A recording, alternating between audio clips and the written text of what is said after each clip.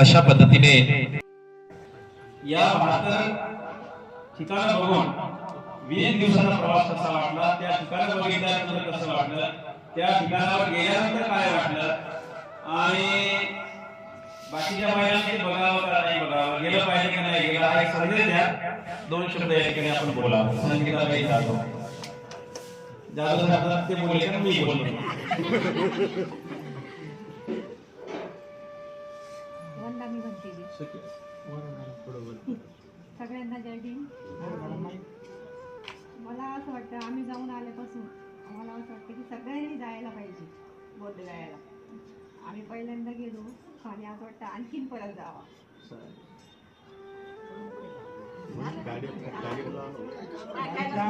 लहान होतं मामा सांगते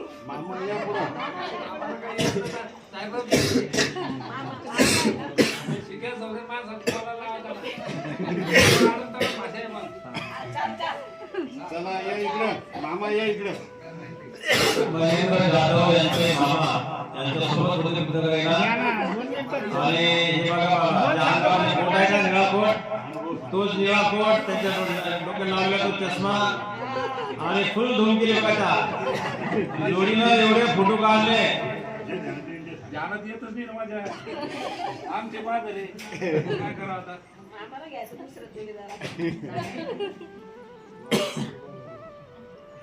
कैलासरावजी दिवसाने हिवरेवर आले होते. आमच्या महेंद्र जाधव यांचे मामा आहेत. कैलासराव दिवसाने यांनी 15 दिवस अगोदर त्यांच्या कार्यक्रमाचं त्यांनी त्यांच्या गावामध्ये कार्यक्रम ठेवला होता. खूप छान मोठा कार्यक्रम झाला. सिल्लोड तालुक्यातून बरेच मंडळी त्या कार्यक्रमाला आले होते.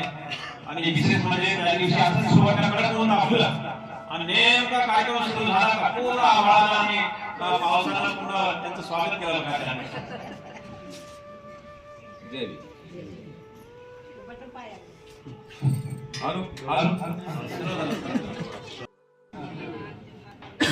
माझं नाव कैलास कसरू दिवसाय युवरा. आमच्या नावाला अशीच कटकट चालली आपण वर जाऊ. अहो चाला पुढं काय चाला पुढं काय. मी दारू प्यायचो. मी म्हणतो तू काय नाही आमची दारू होते ना अंगामध्ये. असं करता करता आता त्या सालाला आपला योग आला. मग आम्ही दोघं सल्ल्याला गेलो आणि सल्ल्यालाच आलो. बंतीचे सोबत होते आमच्या मावसा. त्यांनी खूप आमचं रक्षण केलं, सगळं केलं, सगळ्याला पोहोच घातलं. म्हातारे कोतारे माणसं त्यांना सुधारलं. असे आई वडील तुम्ही लावला एवढं जीव लावला आपल्याला. खरंच बंतीचे महाग आपण खरंच गुरु आहे. असे बंतीचे भरपूर आहे. नेत्या बुद्धगयाला आदर वाटायला सोडून द्या असं ऐकायला भेटलं. बंतीचे केलं का असं. हो ऐका लक्षात ठेवा. सर्व सगळ्याला माझी विनंती सगळ्यांनी या बुद्धगयाकडून या आयुष्यामध्ये काहीच नाही खरं पाण्याचा हा बरोबर आहे. पुष्कळ आवाजात बुद्धगया कशी राहून जाते. म्हणूनच म्हणतो माझे मित्र हो माझे ताई हो बुद्धगया करा. मी आमची माणूस आहे. भाषण घेत नाही पण भाषण करतोय एवढं वाटलं बाबासाहेबांच्या कृपाने मधुमंताच्या कृपाने करतोय भाषण. गुरु बिडी काढी सगळं सोडून आलो बरं का.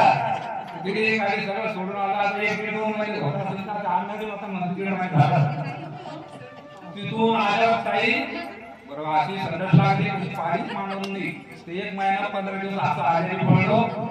पण कसं तरी आम्ही सुधारलो आणि मी आता भाषण करायला लागलं. त्यानं काय मला इकडे मला तो खूपच आनंद वाटला.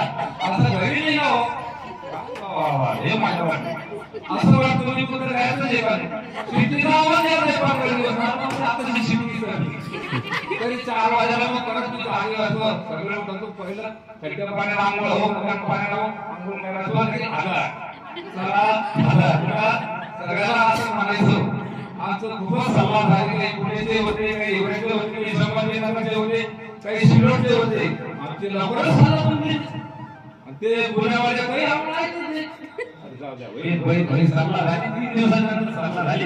मस्त एक मागलं वळा लागलं चांगला लागले. आताही कसे दार लागले सगळ्यांचा जीव मिळाला. सगळ्यांचा जीव मिळाला जमला आणि आम्हाला पुरं गावात बंदी सोबतच जाऊ नये. पुढे आपल्याला लाखो जनता जेवढे की आपल्याला कोण मिळत नाही. अहो एका फोन मध्ये सगळे काम केले. बरं संपतो एवढं वाचले त्याला दम लागला. सॉरी माफ करा, चुकलं माफ करा. बाकी लोक अनेक लोक टूर काढतात, पण बाकी लोकांमध्ये टूर काढण्याची पद्धत वेगळी आहे. पण त्यांचा तो एक व्यवसाय म्हणून करतात आणि व्यवसायामध्ये जेवढी बचत करता येईल तेवढी ते बचत करण्याचं काम करतात.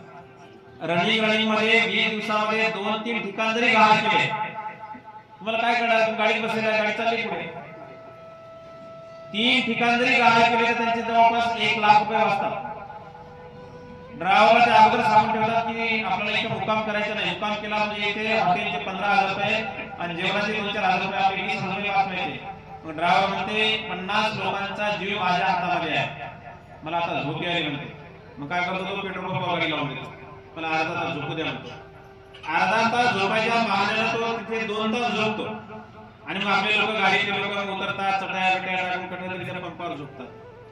असं आम्ही अजिबात करत नाही. इथून जायच्या अगोदर पुन्हा हॉटेल बुक असते आपलं. गेल्या बॅगा गाडीतून बॅगा काढल्या का आपल्या रूममध्ये लोक जाऊन बसतात. तिथे राहण्याची खाण्याची व्यवस्था सर्व काही होते.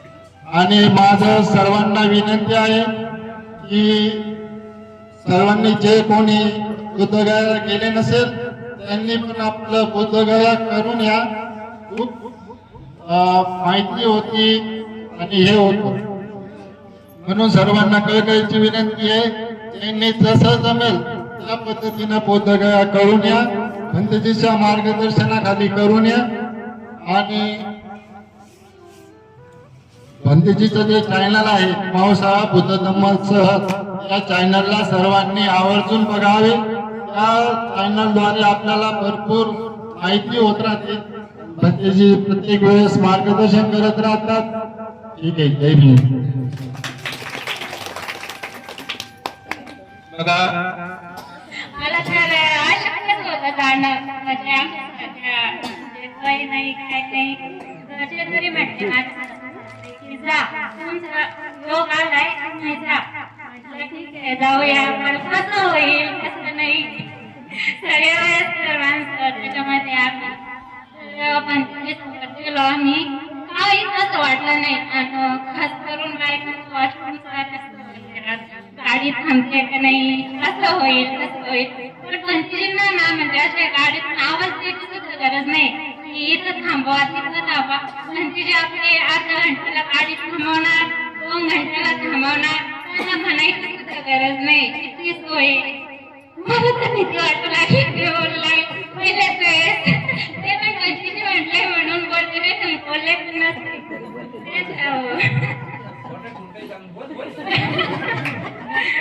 नाही खूप म्हणजे पुण्यासारखे स्थळ आहे प्रत्येक ठिकाणी. आपण तिथे माहिती कोणी कोणी देत पण नाही.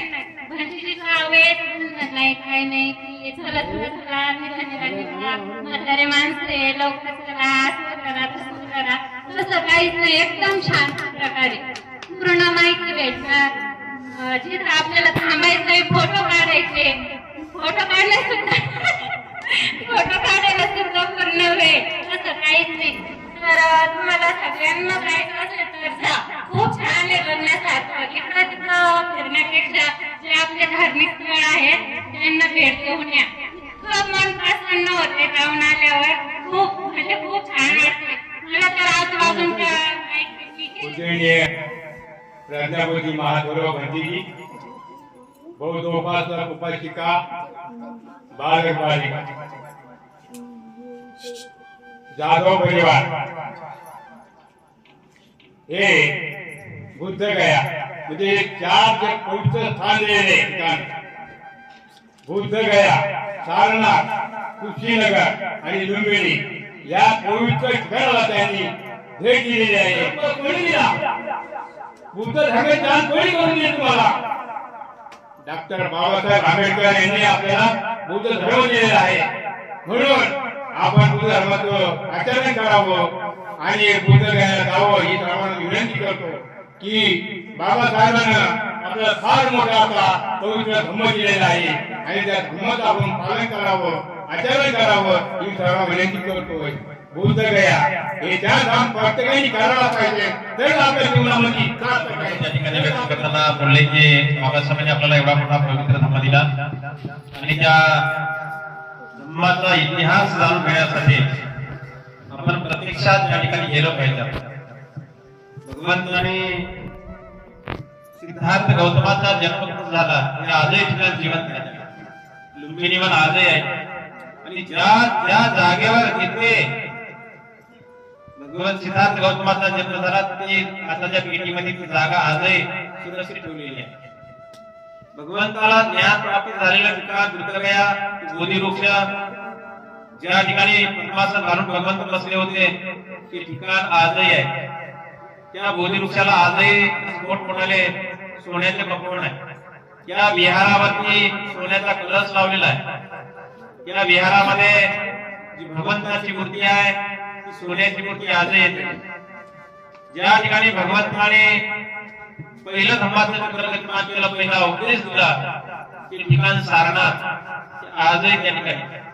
बाकीच्या इतर अनेक देवी देवता आहेत त्यांचा इतिहास आपण बघितला तर भाकड कथा आहेत, परंतु भगवंताचा इतिहास जिवंत इतिहास आहे. प्रत्यक्षात आजही तसा इतिहास आणि त्या ठिकाणा आपण भेट दिली पाहिजे.